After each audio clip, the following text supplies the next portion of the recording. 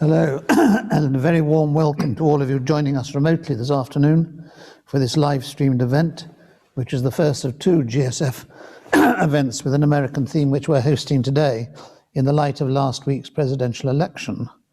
In case there are any connectivity issues, we'll be recording both events, and we will make both recordings available online for you as soon as possible. Details of how to access it via our YouTube channel will be posted on our website, the address of which is www.globalstrategyforum.org. Just some housekeeping notes before we begin. Some of you are joining us for both sessions today. If you are, there will be a 45-minute break between the first and the second.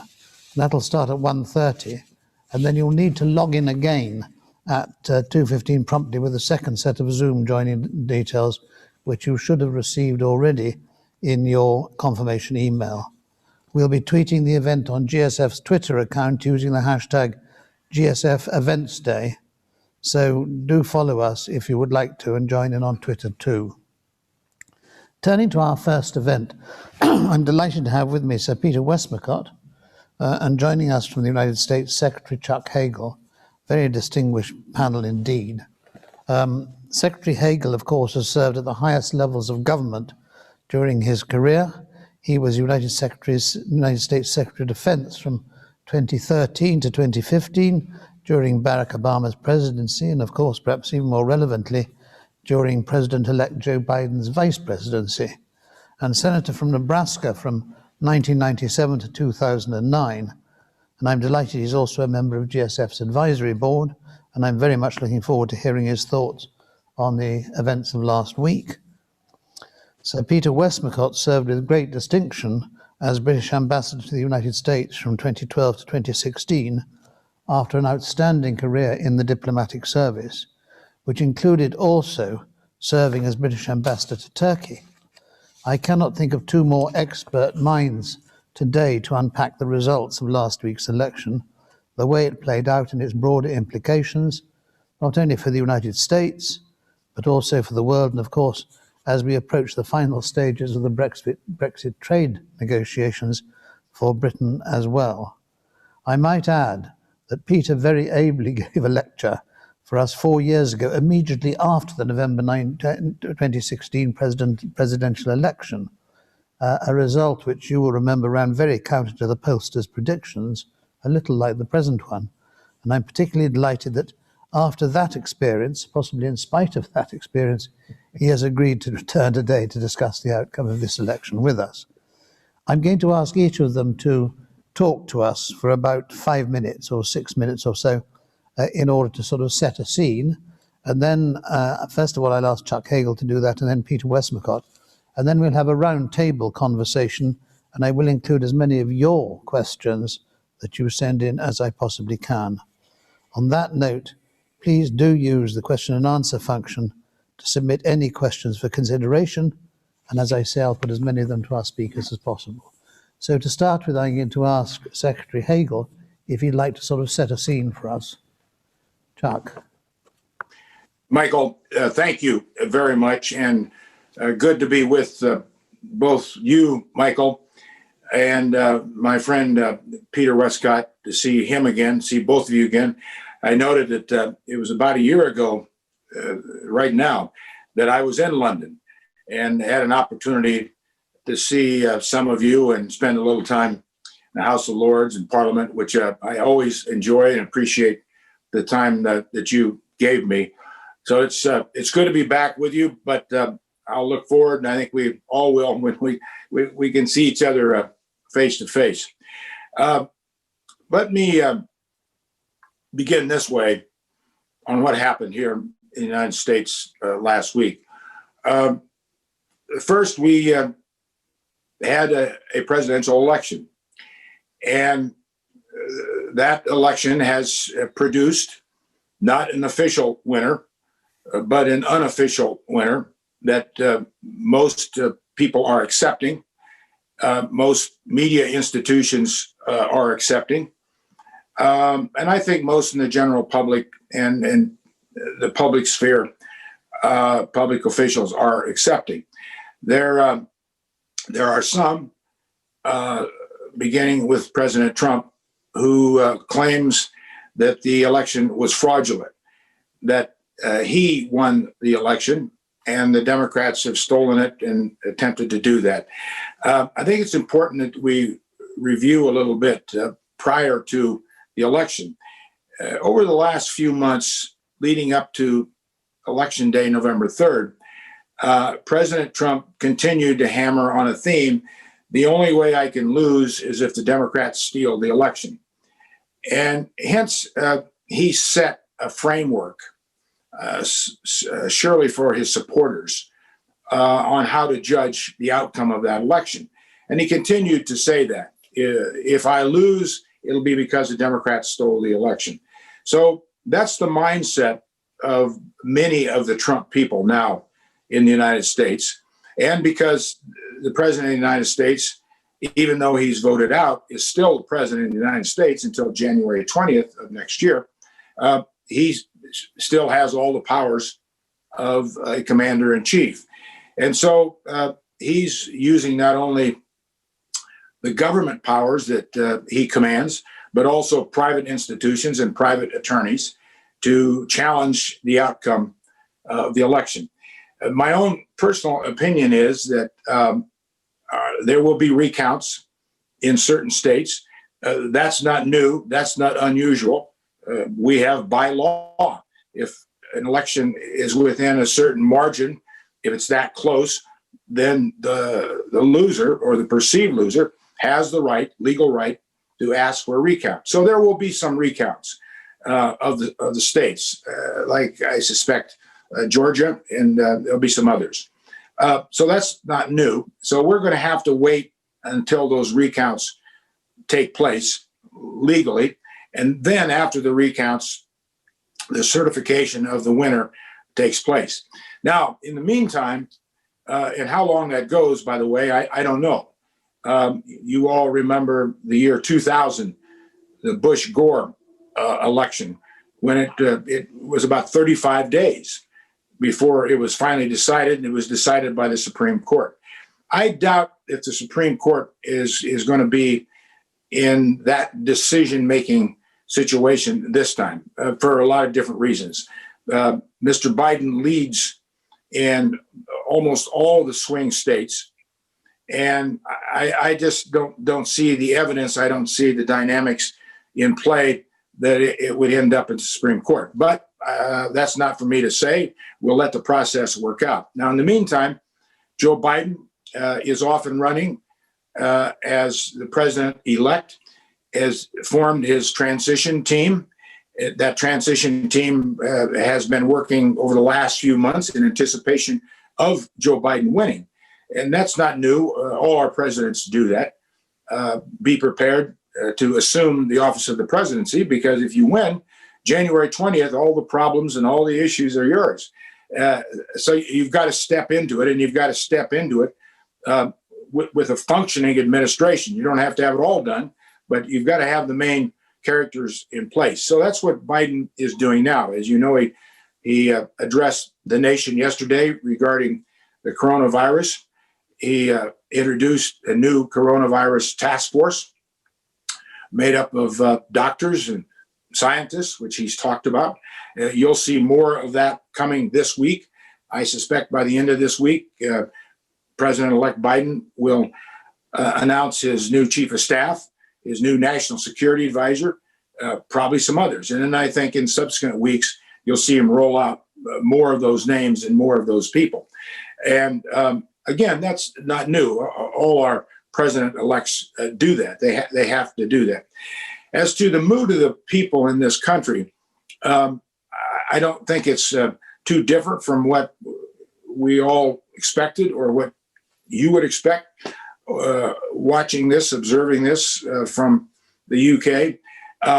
That base of Trump supporters who enthusiastically, faithfully have supported him, that base believes that there were discrepancies in the voting and there was fraud. Those who voted for Biden dismiss that, say, no, there wasn't. So that's got to be resolved. In the meantime, we've got big issues. For example, the Supreme Court of the United States, either today or tomorrow, takes up the health care bill. This is the health care bill that has been so controversial in this country that President Obama got through the Congress in his first 2 years, 2009 and 2010. The Republicans have wanted to dismantle that, destroy that, but they have never, ever come up with a health care plan themselves. So now the Supreme Court is looking at this. This is a result of a lawsuit brought by the Trump administration. That's just one issue.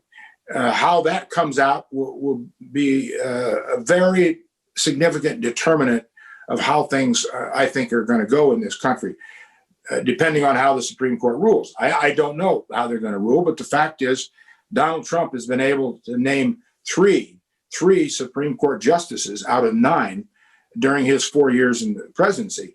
That's pretty remarkable. You'd have to go back to FDR, Franklin Delano Roosevelt, to find a time when one president within less than 4 years had 3 picks, put 3 new people on the Supreme Court. So that's one issue. Obviously, the COVID-19 issue is still front and center, just like it is in the UK and all over Europe. A big issue because that has consequences. I mean, we've seen them over the last few months. Economic consequences, big economic consequences. Now, our stock market went up considerably yesterday, mainly as a result of Pfizer's announcement that they may have a workable vaccine. But that's tenuous. We really don't know all of that yet.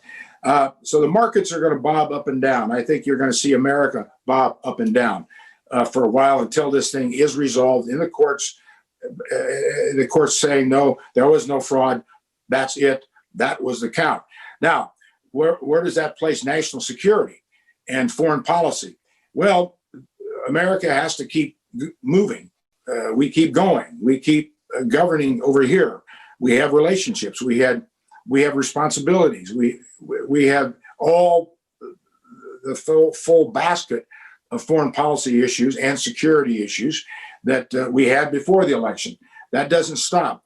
I think our intelligence agencies, our Defense Department, which got a hit yesterday when the president fired the Secretary of Defense. That rattles people in the Pentagon, rattles our security apparatus, because now we have a Pentagon, a national security department, without a leader. That's always dangerous in a dangerous world. So I think most countries will observe this and probably hold back until they can see more clarity. There is not real clarity now. There's still volatility now. That's dangerous at such a time of uncertainty in the world. And I think that's what we've got to get through until this thing is resolved completely. I could go on, but I think I'm going to stop here, Michael.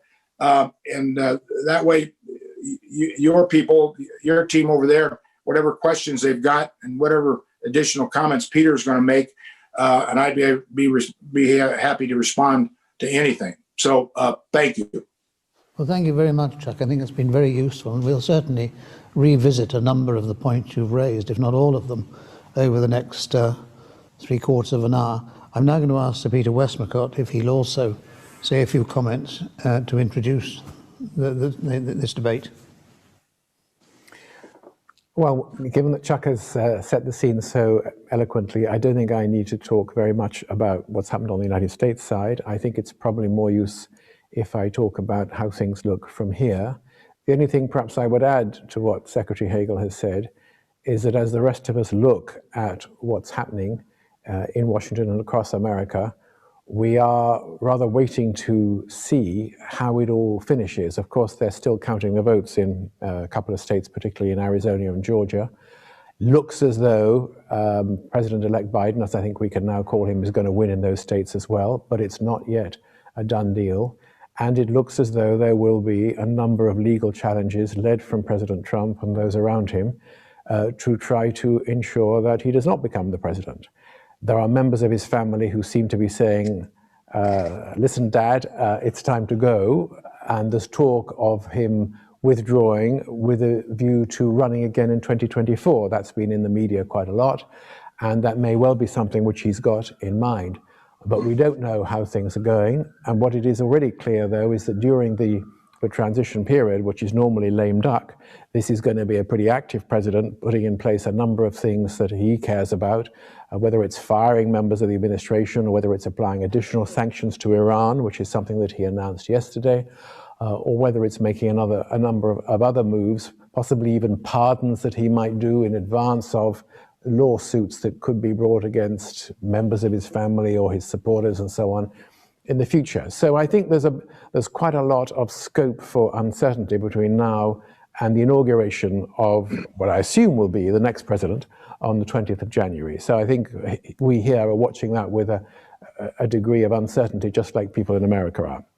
From our point of view, in the United Kingdom, I think the obvious point that I would have to make is that the last two prime ministers of the United Kingdom have got on extremely well with Donald Trump and his administration.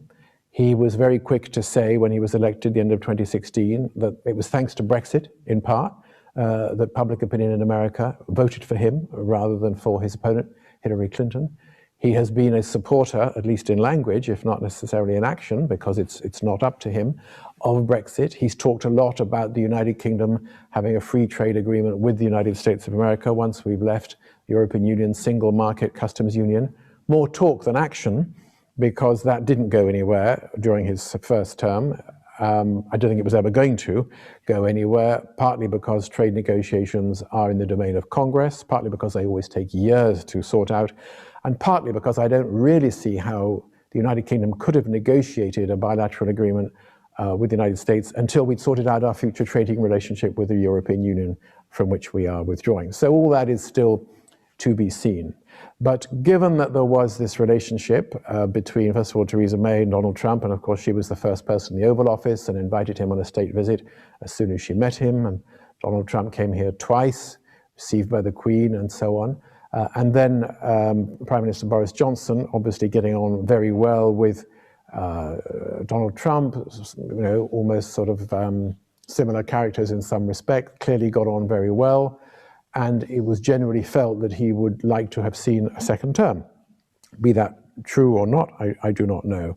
So it certainly was the case that within the Biden camp, there was a sense that some of the rude remarks that had been made about Barack Obama, about Hillary Clinton, had not gone down very well and were not being forgotten. Also, that from the point of view of President-elect, the whole Brexit idea, he thought, was not good for America, not good for Britain, not good for the European Union.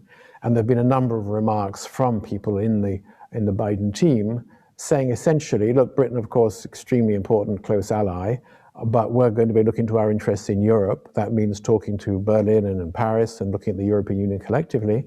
And our perception of the United Kingdom will undoubtedly be affected by the fact that you will no longer be at the heart of the European Union. That is a fact. And it is the case that Joe Biden has said on the record that he would have voted against Brexit if it had been his choice. He's also piled into a particular debate, which I don't want to spend too much time on, which is the Northern Ireland aspect of the continuing negotiations between the United Kingdom and the European Union. And he has tweeted personally, as well as through some of his staff, that if the Good Friday Agreement of 1998, which you, Michael, know so much about, having been Northern Ireland Secretary, if that is somehow placed in jeopardy by the arrangements that the British government is currently legislating, and the House of Lords voted against it last night, but it is likely to go through, and that this somehow has the effect of recreating a hard border on the island of Ireland.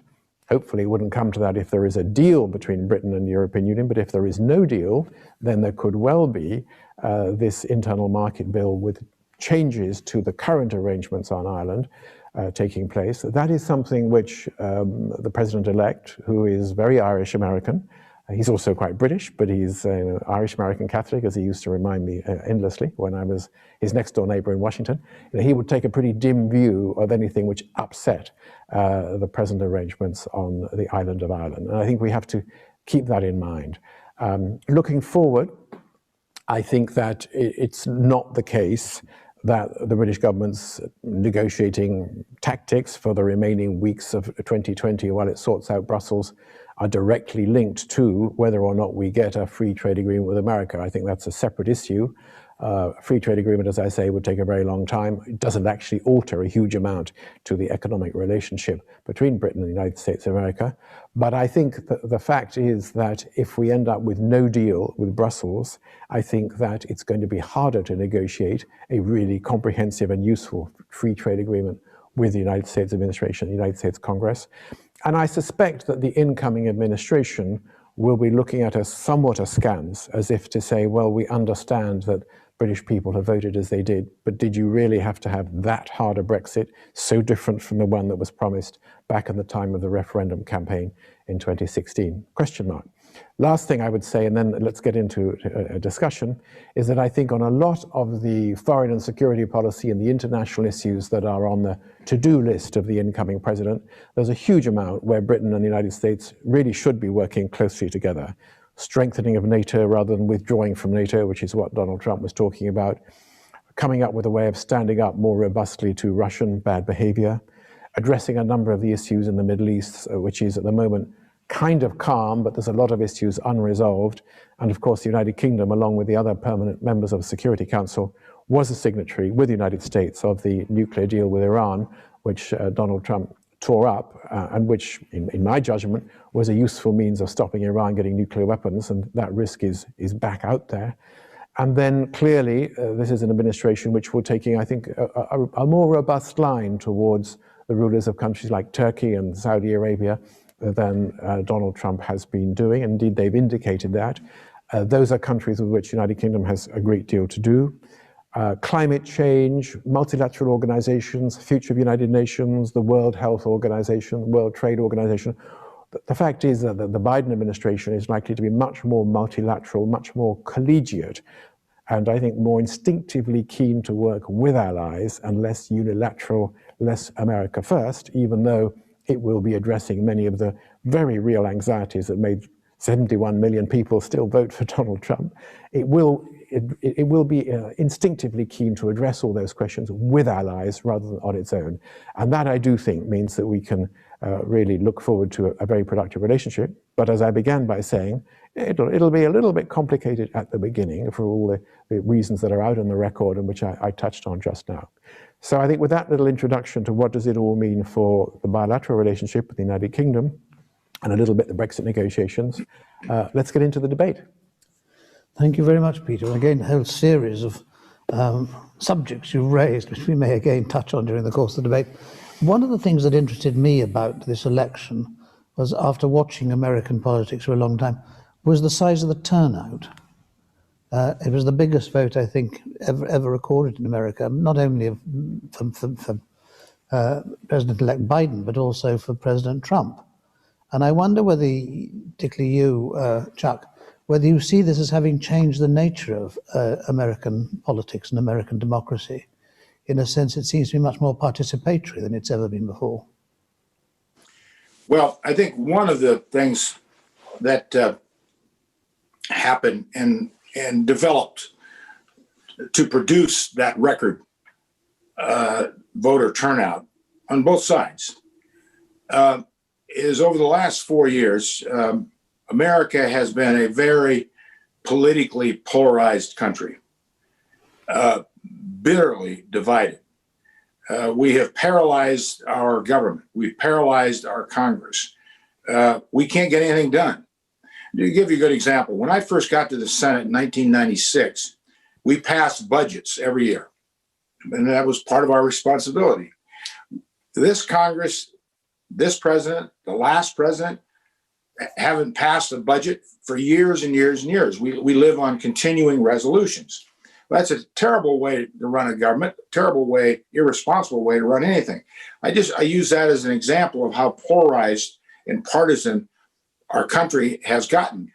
Then you add to that a polarizing president. I mean, President Trump has been the most polarizing president, certainly in my lifetime. And that was a strategy, a tactic. He focused on his base. And it was interesting to me because It's the only president I've ever seen. I've worked for 3 presidents. I worked with 2 presidents in the Senate, that after you got elected, you didn't try to expand your base. You didn't try to reach out for new voters. President Trump did just the opposite. He focused on his base, and he didn't grow anything. But that base was so loyal and so committed, and that continued just to fracture any kind of consensus, bringing the country together. Why can't we compromise? And that was the way he governed for 4 years. Now, I don't blame President Trump for all of that. I saw that coming when I was in the Senate. I saw it in the Obama administration. That wave has been coming in the United States. And it's a very dangerous wave, because if you cannot govern responsibly and compromise and find common interests in the 2 political parties, then there will not only be paralysis, but it'll get to a point where, and this is where I think we're dangerously close. Well, anything the other party says is wrong. They don't know what they're talking about. They're not good people. They're vilified. And we're right all the time. My party is right all the time. You're wrong all the time. Well, democracies can't function that way, because the only alternative is authoritarian government. Why don't we just have a dictator? Why don't we have just one man or one woman decide everything? Why do we need a parliament? That's where it goes. So I think, to answer your question, Michael, this has been going, and it's produced.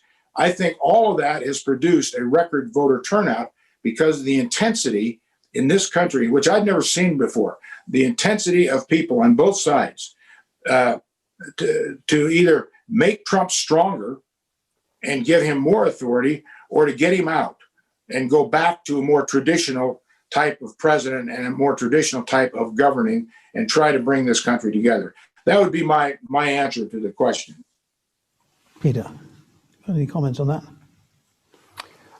I think Chuck has covered it. I would simply say that Joe Biden is a very different sort of a president. He has transmitted messages since people decided he had won, of inclusivity, of wanting to be a president of all Americans, of not just playing to his own base, which I suspect is more amorphous than the hardcore base which Chuck has just been describing, which has been loyally supportive of Donald Trump. And there used to be a not very good joke when I was back in Washington years ago, that if Republicans and Democrats could not get together, they would be locked in a room with Joe Biden until they came to an agreement. He is a conciliator. You know, he is somebody who loves nothing more than sitting down with people who can't quite come to terms, whether they are foreigners or whether they are members of the body politic in America. So I think the tone will be different. Will he be able to reach out and recreate the days of smoke-filled rooms when Republicans and Democrats, probably before the days when Newt Gingrich came to town in 1994, when there was a more of a collegiate approach on Capitol Hill? It remains to be seen. I think you can't turn the clock back, but I suspect he'll be somebody who will really want to try to find ways of moving forward together. And of course, he will need to, because for the first time in however many years it is, 2 or 3 decades, we have a new president coming to power who doesn't have control of the Senate. I'm going to bring in a question from one of our observers outside, Sir Hookie Walker, very distinguished diplomat, mostly in the Middle East, but he's asking this question. It's a mystery to many British people that Donald Trump has apparently been able to reshape the Republican Party itself. And also it's forecast that this will remain reshaped. How has that happened? You want me to answer that? I think if you could start, yeah. Okay. Well, at first, I'm a Republican. I have always been a Republican.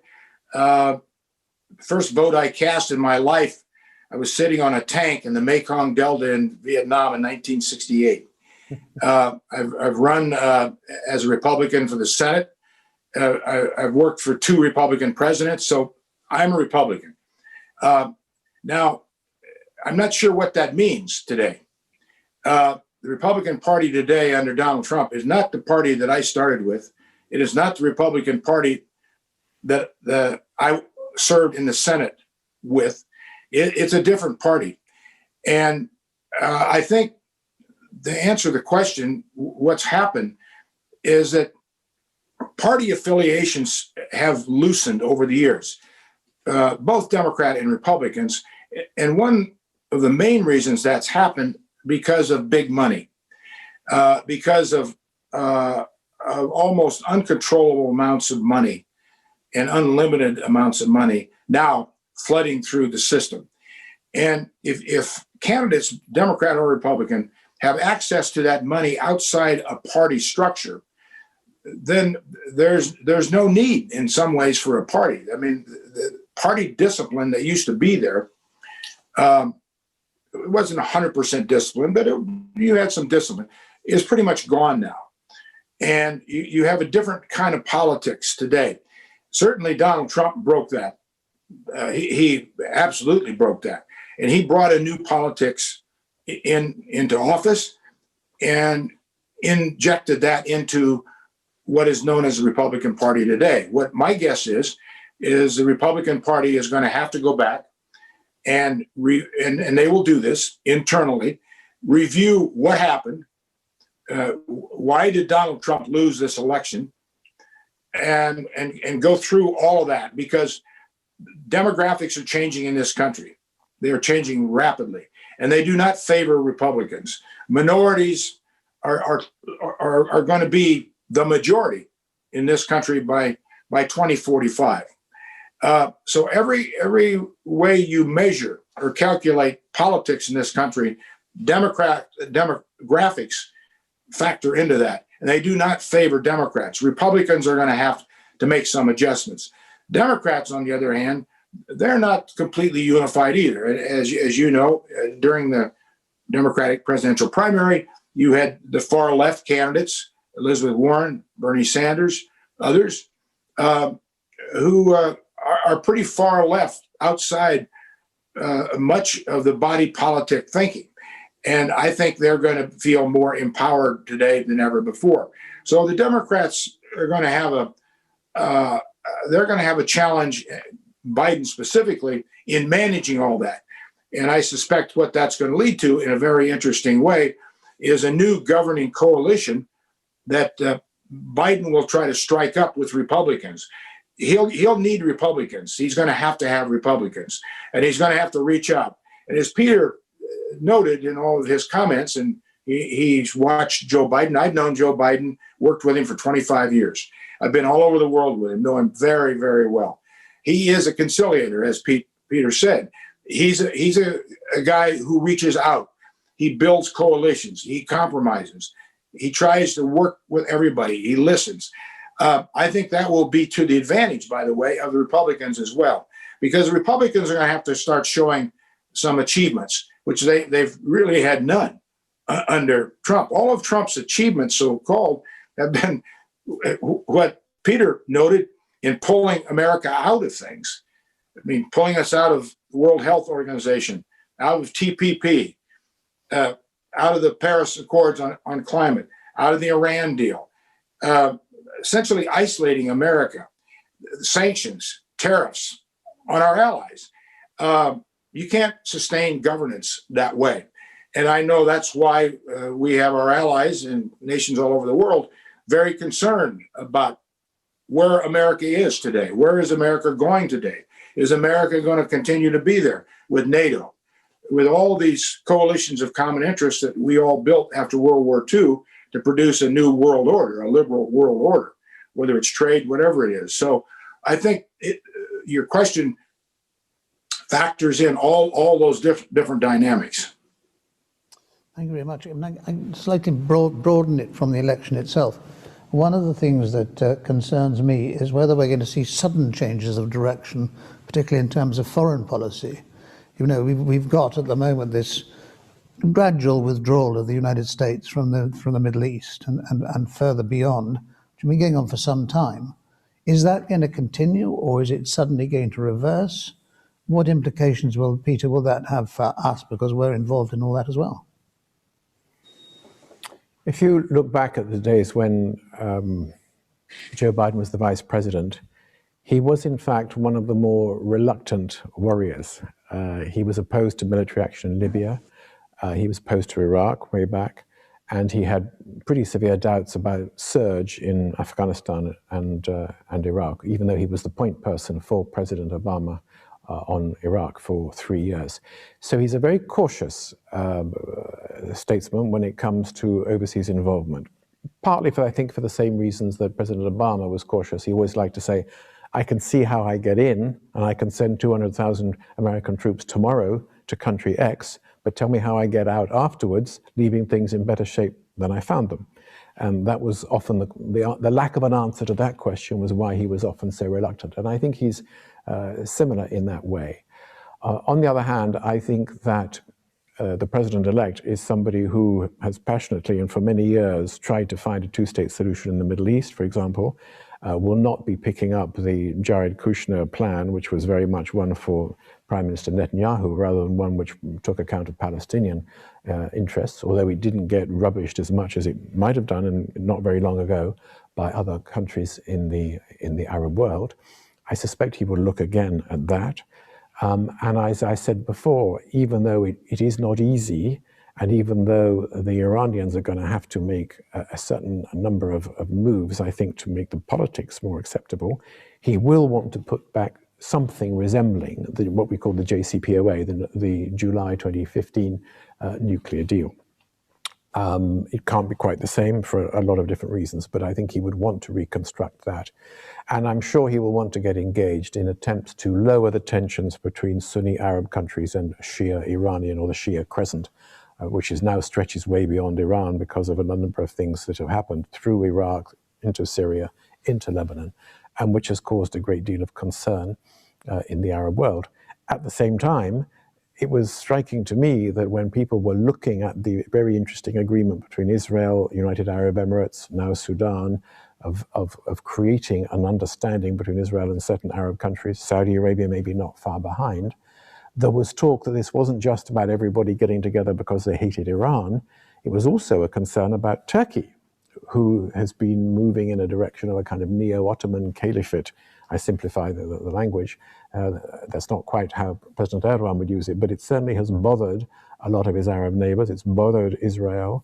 And in some ways, his support for the Muslim Brotherhood and a more activist Turkish foreign policy around the Middle East is something which has begun to concern Arab neighbors and former subject nations of the Ottoman Empire, almost as much, if not more so, than Iran. And that's one of the interesting changes, which I think the Vice President, who of course knows Turkey and President Erdogan extremely well as all the other leaders of that part of the world, will want to look at.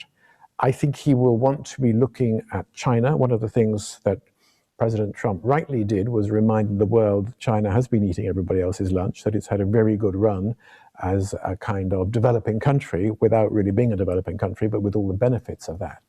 And so how you deal with China is another story, but I think he will want to sit down with other democratic nations, other believers in free trade, and work out what is the way forward without becoming, shall I say, pointlessly confrontational or too unilateralist, because it isn't his nature.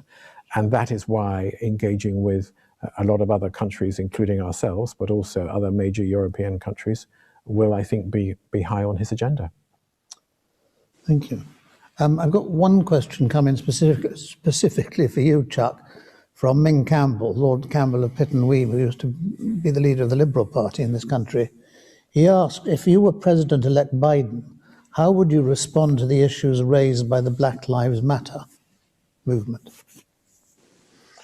Well, Joe Biden has a very deep and familiar and old and consistent relationship with the African-American community in the United States. The fact is, he was losing the presidential primary, and he was losing it pretty badly last year. Came in 4th or 5th in Iowa, 4th or 5th in New Hampshire, and it was South Carolina, and the African-American leader, Congressman Clyburn in the House of Representatives from South Carolina, that helped Joe Biden turn that around with an overwhelming vote for Biden in South Carolina. That was because the African-American vote turned out in great force. And that really turned the presidential primary for the Democrats around. And that put Biden on a path to eventually win. So I begin with that recent example to answer the question that I think you will see Joe Biden do what he has done throughout his career and reach out in every way to the African American community, starting with who he picked as vice president.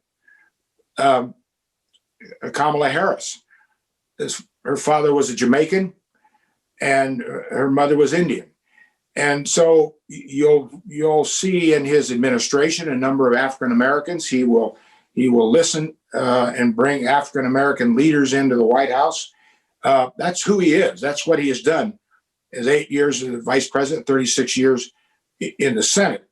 And I think the African American community will be more empowered under President Biden than ever before. But again, this is not an adjustment or a change or something new for Biden. That's where he's been all his career. And it's probably true, isn't it, Chuck, that if Georgia does come in for President-elect Biden, which was regarded as a long shot, it'll be partly because Stacey Abrams piled in and took on the governor who had been involved in a certain amount of voter suppression for the African-American community in that state. So I think you're absolutely right that there's a great deal of that Biden will owe to the African-American community in America if this all is confirmed in the coming weeks. Yeah, that's exactly right, Peter. Thanks. We've got one comment come in. Peter, you mentioned China earlier, and the person who sent the comment in is asking to what extent they'll work together, the two countries, ourselves and the United States, on China policy and what changes we're likely to see. I touched on it. Chuck, do you want to have a go at that? Well, this would be my take on it. I've been to China a number of times. I know don't know him real well, but I've met with him a number of times, one-on-one. I know Biden has. I've been with Biden in China. I think Biden will take a very clear-eyed, direct approach to China like he's done in his entire career, whether he was chairman of the Foreign Relations Committee when I traveled with him often, or when he was vice president. He will try to build a consensus. He will try to work within the structure of diplomacy. I think foreign leaders who know him, and most foreign leaders do know Biden and have worked with him, I think they have a pretty clear understanding of who he is, and I would guess most of them like him. Biden is a likable guy, but he's a tough guy. He is not going to be rolled by China or anyone else. He will stick up for American interests, American workers, and be very clear about what China is doing in the South China Sea, the East China Sea, their military buildup, the sophistication of their arms process. No, I think in a way China would welcome a Biden because there's clarity to Biden. Biden makes sense. He doesn't tweet out policies. We're going to do this or not do this. He's not going to just unilaterally, arbitrarily throw sanctions on somebody and tariffs on somebody. That's not the way Biden works. Biden uses the whole of government. He uses all the institutions. He uses all the people. Consultation with Congress. For 8 years as vice president, I saw him on the Hill many, many times, working with members of the Democrats, Republicans, House and Senate. He's got those relationships. He's the first president that we've had in a long time that's had real relationships with members of Congress. Obama really didn't. I mean, he was only in the Senate a couple of years and would go home every weekend. I mean, he really never developed any relationships. Certainly George Bush came from the outside, out of Texas. He didn't have any. Bill Clinton didn't have any relationships. Bill Clinton worked it, though. Bill Clinton worked it better than any president I've ever seen work it and got to know people. But Biden knows these guys, and he knows McConnell. He knows all of them. Now, alone is not going to carry the day or the issue. But boy, that element of trust and confidence that you have with other leaders and they have with you, that's pretty fundamental, because as we all know, trust is the coin of the realm in anything in life, and especially in governance. So that would be my take on how he'll probably come at China. You got one question in from Alan Evans. Could either of you explain how it is that many involved in international relations in Washington, including John Bolton when he was National Security Advisor, seem not to understand that exiting the JCPOA has now encouraged Iran to return to developing its nuclear capability, which is what no one wants? Do you want to start, Peter? Well, I think that the view of John Bolton, who was a real hawk on this for a while, and certainly President Trump, was that the nuclear deal, the JCPOA, was not good enough, that it had sunset clauses that meant that those provisions wouldn't last forever, and that it had certain elements of Iranian behavior, like the testing of ballistic missiles, which were not included, and this and that. Nobody ever said this agreement was perfect, but it was a lot better, those of us who negotiated it believed, than the alternative, which was continue with sanctions, which had spectacularly failed to stop Iran's nuclear program. So it was a lot better than that. And I remember John Kerry, the Secretary of State at the time, who was one of the principal negotiators, saying, I believe that diplomacy has stopped a war. Because we should remember that at the time, Israel was putting a lot of pressure on the administration to take military action, and sort of talking about taking military action on its own if the United States government didn't address the question of Iran's behavior adequately. Now, those of us who said at the time that it was a very bad mistake to tear up the nuclear deal predicted exactly what Alan Evans is saying, which is that if you tear up the deal, you're taking all the constraints off Iran, and they will be allowed to continue to do whatever they like with their nuclear program. They actually stuck with the deal quite a long time, and they were meticulous in their adherence to the terms of the JCPOA. But of course, they had another problem, which was that even before President Trump tore up the deal, it had become extraordinarily difficult because of separate US sanctions against Iran, which were not about nuclear, but which were about support for terrorism and human rights abuses and so on, become very difficult for the international community to get involved with trade and finance for Iran and to give them the economic benefits to which they were entitled under the deal for having signed up with the rest of us in order to alleviate the economic hardship. So that was not working very well in any case, although the Europeans tried very hard for it. So subsequently, I think tearing up the deal simply encouraged the Iranians to say, well, what's the point in taking the word of the international community, particularly the United States, which has not stuck to its word. It has not stopped them doing nuclear weapons program. Although they've been very tentative and very cautious in how far they have gone.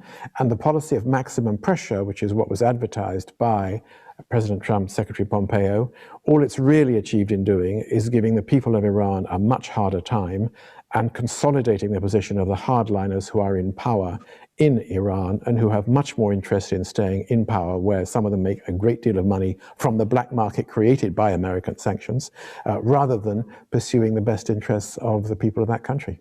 So I don't think it's been the right policy, and I personally very much hope that a Biden administration will look afresh at that, and I hope very much at the United Kingdom and other governments like the British and the French, and perhaps the Russians and the Chinese, because we were all in that negotiation together, will want to have another go at this. Michael, may I just add to what Peter said, and Peter's exactly right. I was Secretary of Defense for some of that time, and I'm intimately familiar with all of it. And a point that Peter made toward the end of his comments is particularly important, in that one of the things that we saw and would hope would come out of this, aside from the facts, aside from slowing the Iranians down and the centrifuges, all the rest that go into that, and taking that issue off the table for a while, and giving everybody a little time to breathe, and doing much more. And then our ability to get our inspectors in there, which we'd never had that ability. All those pluses, that's right. But a point that Peter made toward the end about how when we walked away from that, when President Trump tore that deal up, how that undermined the people in Iran, the politicians, the leaders, the people who wanted a different life, who wanted a different future, the so-called moderates, or call them whatever they want. We just left them.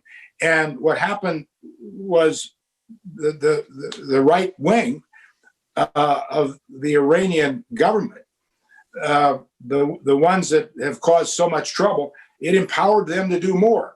And they use this as saying, see, you can't trust the United States. You see, you can't trust the West. They'll lie to you. And so, therefore, everything you have been talking about, opening up Iran, being more moderate, developing relationships with Europe, the United States, is dangerous, it's wrong, and the United States has proved that. And that is so important. It's unquantifiable, I know that, and it's hard for some people to understand it, but it's real. And that also, another aspect of this that gets very little play is what Peter talked about, the issues about missiles and state-sponsored terrorism. No, neither one of those issues were included in that agreement.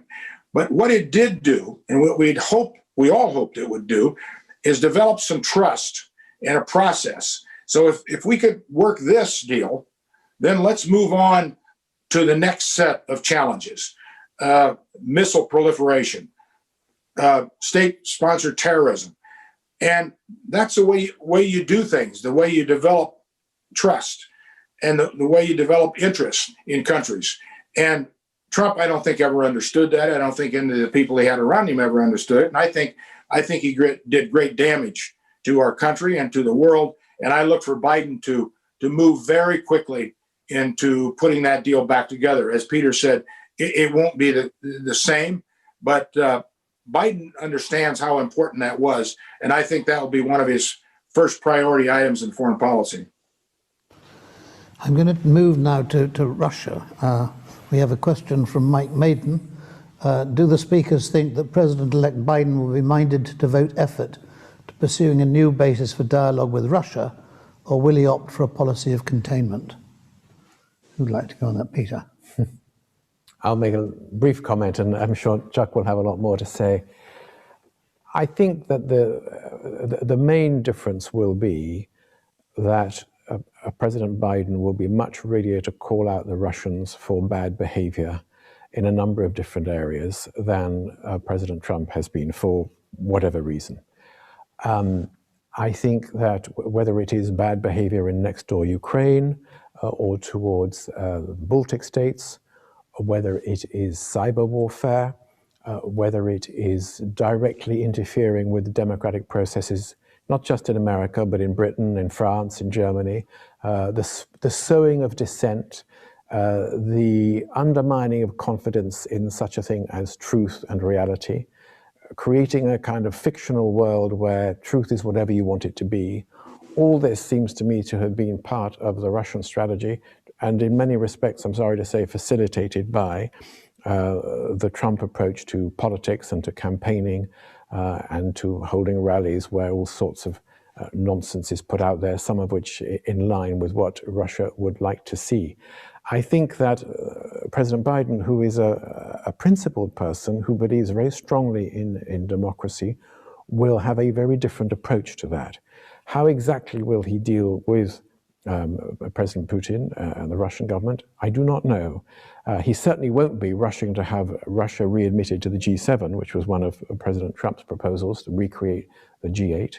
And my guess is that he will want to engage with other NATO leaders. NATO, after all, was originally created in order to deal with the threat from the Warsaw Pact countries to Western freedom and democracy, and work out with them what are we going to do about it. But I would like to think that particularly on things like cyber, where the United States of America has got extraordinary capabilities, which it has chosen not to use in the way that Russia and China and Iran has done in offensive ways, that there ought to be scope for a degree of understanding with the Russians and saying, we know what you're up to, And we have a number of things that we can do if you don't knock it off. Why don't we come to terms in a way which makes all of us feel that the world is a bit more predictable, and by the way, you're not going to be able to carry on as you have behaved in the past. That's the sort of approach I would have thought that would come from the president-elect, and knowing some of those people who will be advising him on policy from the old days, I think that's the sort of advice they'll be giving him. We've got about 5 minutes to go. Chuck, what would you like to respond to that? I think Peter covered it pretty well. Nothing that Peter said I disagree with. I think Biden will take the Russian file very seriously. He knows President Putin. He's worked with President Putin. I think everything Peter said is what's going to happen. Thanks. And one thing which strikes me is we're looking at sort of what is probably a pivotal moment in history. A lot of things have happened over the last 4 years under Trump, some of which in international terms you might see as irreversible, the move of the embassy in Israel from Tel Aviv to Jerusalem. Do you think, in a sense, we're looking for the next 4 years to try and move things back a bit to where they were? Or are we in a position where we can build on what Trump has done, right or wrong, and take things forward from there? Peter, I mean, take the example of Israel in particular. How much has the past been sold? I would have thought it was very unlikely that President Biden would move the embassy back to Tel Aviv. That was always out there as a policy option, which no president since the creation of the State of Israel had gone along with. And it was regarded as unhelpful because of the whole need for balance in trying to create a two-state solution and finding a way forward which would take account of Palestinians' legitimate concerns. So my guess is that is a fact that he won't try to upset. But in many other respects that we've been touching on, like a different approach to China, not confrontation, but working a way, finding a way of working with China, which takes account of their aspirations and concerns as well as everybody else's, like standing up to Putin in a different sort of way, like strengthening rather than undermining NATO, like readdressing climate change. You know, this is about actually resetting. This is about undoing a number of the things that President Trump has done. And I think America will be back at the heart of the World Health Organization because pandemics have to be looked at together, not beggar thy neighbor policies.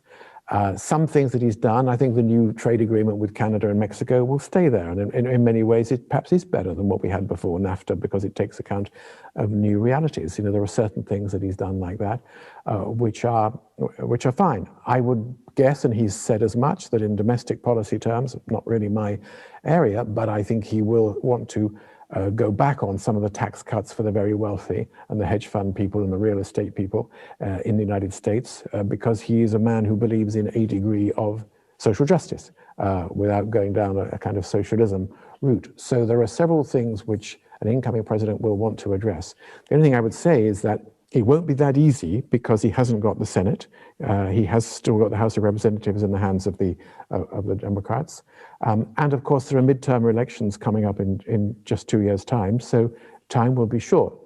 The good thing, is, as we've both been saying, is that this is a president who has got a long history of working with other people, even of different political persuasions. And if anybody can, I would say Biden can.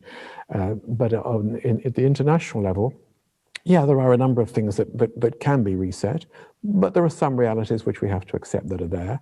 And as I started out by saying, I think the president will be fully aware that in 4 years' time, there is a real possibility of Trump coming back if some of the real concerns of 71 million American voters that need them to vote for Donald Trump a second time are not going to be addressed.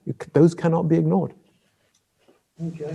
Chuck, I'm going to ask you also if you could summarize in a sense what we've got to today, and then we'll have to close this very, very interesting conversation. But would you like to give us a summary? I think that what you'll see here, whether it's the Middle East, how we deal with them, do we change things, the Israel-U.S. relationship, China, Russia, all the things we've been talking about. I think bottom line, what you're going to see is a general focus by President-elect Biden and his administration to re-energize alliances, to rebuild the strength of those alliances, to refocus on friends and partners and alliances. Biden has advocated through all of his years in government the strength of alliances when you're dealing with Russia or when you're dealing with China or whatever the issue is. He is a great believer in that. And I think overall, the impetus of whatever specifically he's going to do, what he's going to change or try to change, will be undergirded by the strength of those alliances that he sees are fundamental, especially in a global community. And we all live in a global community. We're all global citizens. And demographers tell us we're going to put 2 billion more people on the face of the earth in a few years. Well, if you're thinking about all of this and the global issues which affect us all, and we've talked about some of them, climate change being as big as there are, pandemic health issues, we've got one now, the threat of nuclear annihilation. I mean, you go right through it. Trade, all these affect all people. And I think that's the way you'll see Biden govern. I think that will be his foreign policy, and a respect and understanding of all of that. But yet, straightforward, very tough when he needs to be, but not bombastic.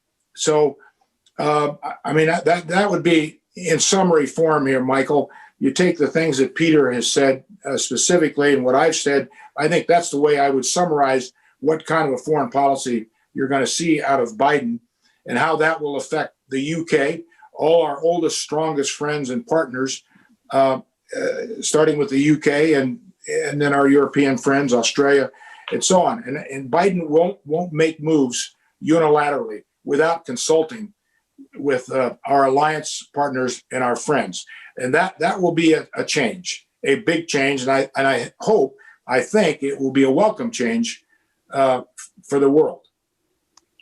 Well, thank you very much indeed. Before I close, I've got a message from the Kazakh ambassador to London, Erlan Idrisov, who sends particularly his warm wishes to you, Chuck, who you remember as well from his time when he was in Washington. Yes. But I would like to say thank you to both you and Peter for what has been a very interesting discussion. It'll be fascinating to see how things develop from here. And maybe we should come back in about 4 years' time and resume this conversation and see what we've got to by that time. But thank you so much for taking part today. It's been a real pleasure for GSF. Thank you also to everyone for joining us today. It really has been an excellent session. I hope you enjoyed it as much as I did. I know that some of you are leaving us now, and those staying on the next session, you have a 45 minutes break now, and then you have to sign in again, and I hope we'll see some of you then. But anyway, thank you to all of you. Thanks, Peter. Thank you, Michael. Great to see you again. You too. Bye-bye. Take care of yourselves. Bye. Thank you.